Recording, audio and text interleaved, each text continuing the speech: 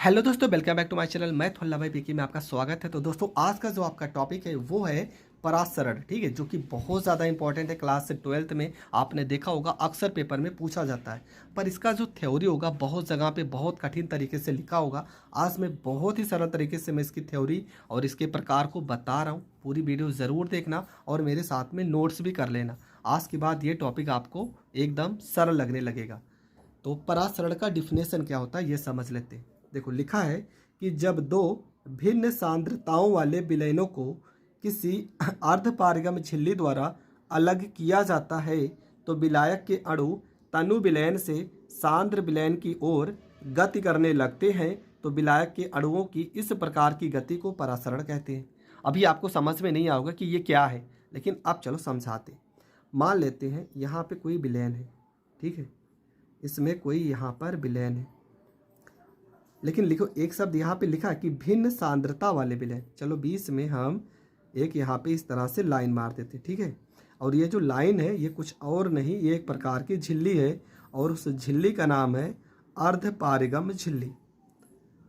ये झिल्ली आपकी हो जाएगी अर्धपारगम झिल्ली। देखो, मेरी आवाज़ थोड़ा से बैठी है, लेकिन फिर भी वीडियो आपको अपलोड करना ज़रूरी, क्योंकि आप लोग की कुछ दिनों से वीडियो अपलोड नहीं हो रही थी मेरी तबीयत ख़राब होने की वजह से। तो ध्यान से समझना मैं कहना क्या चाह रहा हूँ। देखो, लिखा है यहाँ पर पहले एक मैंने पात्र बना लिया। पात्र में दो तरह के विलयन होंगे। यहाँ पर हमने एक झिल्ली को लगा दिया और इस झिल्ली का नाम है अर्धपारगम झिल्ली। आप देखो यहाँ पर होगा क्या, एक होता है आपका तनु विलयन। चलो यहाँ पे हम मान लेते हैं तनु विलयन है, ये आपका हो गया तनु विलयन, और इधर आपका हो गया सांद्र विलयन। हो तनु विलयन हो गया और ये आपका हो गया सांद्र विलयन। सांद्र का मतलब होता है थोड़ा सा गाढ़ा, मतलब ऐसा विलयन होगा जो थोड़ा सा गाढ़ा होगा। तनु का मतलब चलो मान लेते हैं हल्का विलयन, मान लेते हैं सिंपल सा वाटर होगा, वाटर जो होगा। और यहाँ पे गाढ़े वाले को चलो मान लेते हैं कि वाटर होगा और प्लस में इसमें शुगर मतलब चीनी को भी मिला दिया गया हो, तो ये पक्का थोड़ा से गाढ़ा तो हो ही जाएगा। तो होता क्या है कि जब दो भिन्न भिन्न सांद्रताओं वाले विलयन को किसी अर्धपारगम झिल्ली द्वारा अलग किया जाता है तो क्या होगा, जो विलायक के अणु होंगे वो तनु विलयन से, विलायक के जो अणु होंगे वो तनु विलयन से कहाँ जाएंगे, वो जाएंगे सांद्र विलयन की ओर।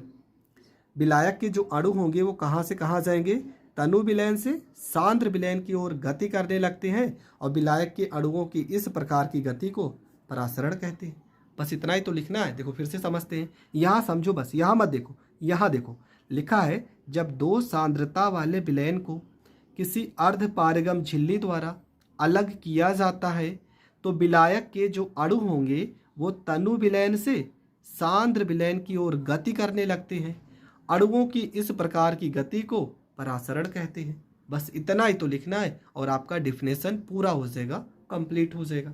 अब इसके प्रकार देख लेते हैं। ये छोटा सा चित्र भी आप बनाना चाहें तो बना सकते हैं। परासरण दो प्रकार के होते हैं, एक होता है आपका अंतःपरासरण, एक आपका होता है बाह्य परासरण। तो पहले हम अंतःपरासरण को समझते हैं।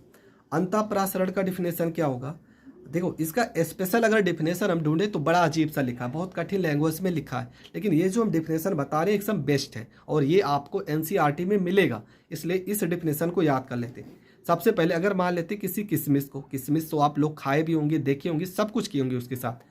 जब हम किशमिश को डुबो देते हैं, आपने किशमिश को अगर पानी में भिगोया होगा तो आपने देखा होगा कि किशमिश फूल के बड़ी हो जाती है।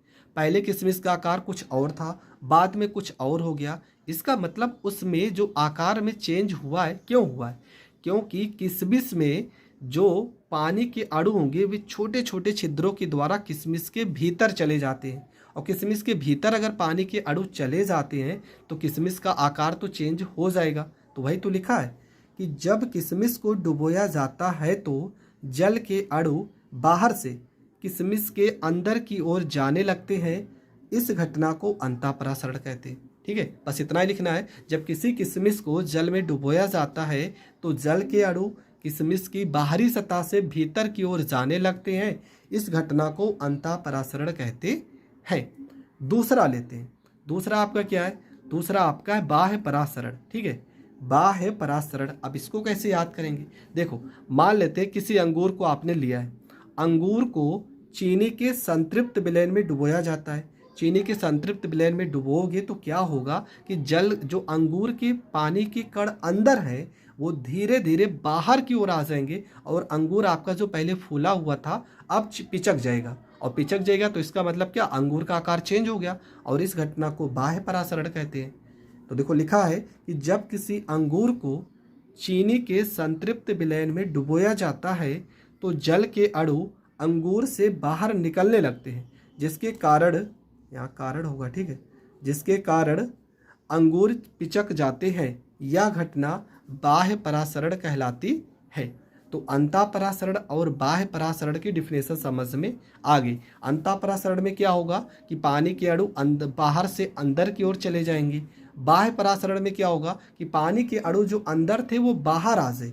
अंतःपरासरण में जो भी पदार्थ था वो बड़ा हो जा रहा था और बाह्य परासरण में पिचक के छोटा हो जा रहा था। तो बस आपको ये छोटी छोटी चीज़ें याद करनी रहेंगी और आपका परासरण पूरी तरह से खत्म हो जाएगा। तो ये डिफिनेशन भी आपको बहुत अच्छे से समझ में आ गया होगा। मिलेंगे नेक्स्ट वीडियो में। आपका जो अगला वीडियो होगा वो होगा परासरण और विसरण में अंतर, जो कि बहुत ज़्यादा इंपॉर्टेंट है। तो मिलेंगे नेक्स्ट वीडियो में, तब तक के लिए जय हिंद, जय भारत।